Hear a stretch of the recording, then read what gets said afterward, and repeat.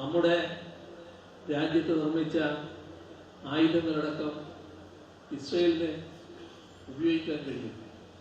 അതടക്കം പാലസ്തീനികൾക്ക് നേരെ ഉപയോഗിക്കുന്ന നിരവധിരിക്കും.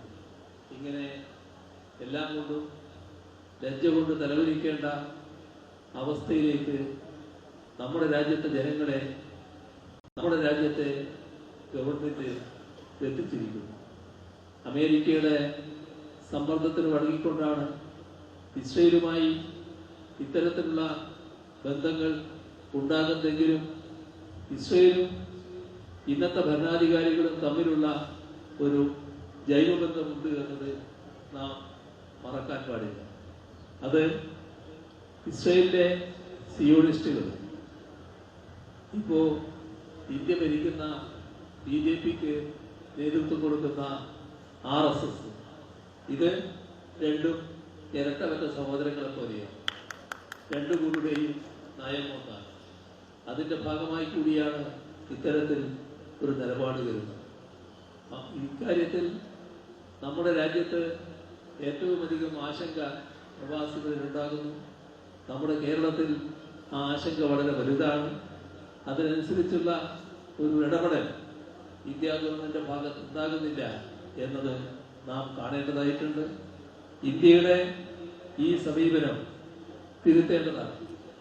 ഇത് സാമ്രാജ്യത്തെ അനുകൂല നയമാണ്. ആക്രമണത്തെ പ്രോത്സാഹിപ്പിക്കുന്നതാണ്. അന്താരാഷ്ട്ര മര്യാദകൾ ലംഘിക്കുന്നതിനെ പിന്തുണ നൽകുകയാണ്. ആ നയത്തിൽ നിന്ന് നാം പിൻവാങ്ങണം. പൂർണ്ണമായും അന്താരാഷ്ട്ര മര്യാദകൾ പാലിക്കുന്ന നിലപാട് ഏത് രാഷ്ട്രമായാലും അംഗീകരിക്കണം എന്ന നിലപാട് നമുക്ക് സ്വീകരിക്കാനാവണം. പഴയ നയത്തിൽ നിന്നുള്ള മാറ്റം നമ്മുടെ രാജ്യത്തിൻ്റെ അന്തസ്സിനെ, ലോകത്തിൻ്റെ മുന്നിലുള്ള രാജ്യത്തിൻ്റെ യശസ്സിനെ ഇടിച്ചു താഴ്ത്തിയിരിക്കുന്നു. അത് തിരുത്തണം എന്നതാണ് ഇന്ന് നമ്മുടെ രാജ്യത്തെ ജനങ്ങളാകെ ആവശ്യപ്പെടുന്ന കാര്യം. അപ്പോൾ പ്രവാസികളുടെ കാര്യത്തിൽ വലിയ തോതിൽ ഇത്തരത്തിലുള്ള ഉത്കണ്ഠകൾ നിലനിൽക്കുന്നൊരു ഘട്ടത്തിൽ അതിനനുസരിച്ച് പെരുമാറാൻ ഇന്ത്യ ഗവൺമെന്റിന് കഴിയുന്നില്ല എന്നത് നാം പ്രത്യേകമായി തന്നെ അടയാളപ്പെടുത്തേണ്ട കാര്യമാണ്. പ്രവാസികളുടെ കാര്യത്തിൽ ഇന്ത്യ ഗവൺമെന്റ് സ്വീകരിക്കുന്ന സമീപനം നോക്കിയാൽ, നേരത്തെ പ്രവാസികൾക്കൊരു വകുപ്പ് രാജ്യത്തുണ്ടായിരുന്നു. ആ വകുപ്പ് തന്നെ വേണ്ടെന്ന് വെച്ച ഒരു ഗവൺമെന്റാണ് ഇന്ന് രാജ്യം ഭരിക്കുന്നത്. മാത്രമല്ല, പ്രവാസികളുടെ കാര്യത്തിൽ പ്രത്യേകമായൊരു നടപടിയും സ്വീകരിക്കുന്നില്ല. ഇവിടെ നിങ്ങൾ നേരത്തെ പ്രസ്താവിച്ചതുപോലെ നമ്മുടെ നാട് സ്വീകരിച്ച ഒട്ടേറെ നടപടികളുണ്ട്. ആ നടപടികൾ പലതും പ്രവാസികൾക്ക് വലിയ തോതിൽ പിന്തുണയായി വരുത്താൻ, അത്തരത്തിലുള്ള ഏതെങ്കിലും ഒരു നടപടി ഇന്ത്യ ഗവൺമെന്റിന്റെ ഭാഗത്തുനിന്നുണ്ടാകുന്നില്ല. പ്രവാസികളെ ചേർത്ത് പിടിക്കാൻ ബാധ്യതപ്പെട്ട കേന്ദ്ര ഗവൺമെന്റ് ആ നിലപാട് സ്വീകരിക്കുന്നില്ല എന്നതാണ് കാണാൻ നമുക്ക് കഴിയുന്നത്. നാം ശ്രദ്ധിക്കേണ്ട ഒരു കാര്യം, ഏറ്റവും കൂടുതൽ വിദേശ നാണയം ഇന്ത്യയുടെ ഖജനാവിലേക്ക് എത്തിക്കുന്നവരാണ് പ്രവാസികൾ. സാധാരണ ഒരു ബിസിനസ് സ്ഥാപനം നമ്മുടെ രാജ്യത്തേക്ക് വിദേശ നാണയം സമ്പാദിക്കുന്ന പ്രവർത്തനങ്ങൾ അവരുടെ ബിസിനസിന്റെ ഭാഗമായി നടത്തിയാൽ അതിനവർക്ക് പ്രത്യേകമായ പാരിതോഷികമുണ്ട്. അവർക്ക് ചില പ്രത്യേക ഇളവുകളുണ്ട്. അത് കൂടുതൽ നല്ല രീതിയിൽ അവരുടെ ബിസിനസ് നടത്തുന്നതിന് സഹായകരമായ ഇളവുകളായിട്ട് മാറും. സാധനങ്ങൾ ഇറക്കുമതി ചെയ്യാം, പിന്നെ പണമായിട്ട് അനുവദിക്കുന്ന രീതി, അങ്ങനെ പലതരത്തിലുള്ള ഇളവുകളുണ്ട്.